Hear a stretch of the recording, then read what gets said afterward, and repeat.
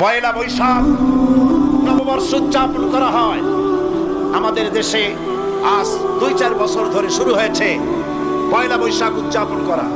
পয়লা বৈশাখে সকাল বেলায় বাসন্তী রঙের শাড়ি পরে সারা রাত রাস্তায় আলপনা এঁকে রমনা লেকের পাশে গিয়ে যুবতী আর যুবকরা বাসন্তী রঙের শাড়ি পরে সূর্য উদয়ের পানে করজোড়ে সেদিকে তাকিয়ে বলে, এসো হে নববৈশাখ স্বাগতম হে।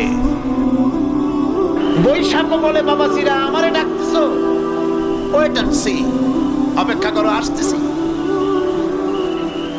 যে বৈশাখকে ডাকা হলো, স্বাভাবিক বৈশাখ কালমশিকীর রুদ্র রূপ ধারণ করে 180 মাইল স্পিডে এসে বাড়ি ঘর কল কারখানা ভাঙ্গিয়া জনমের মতো স্বাগতম হে।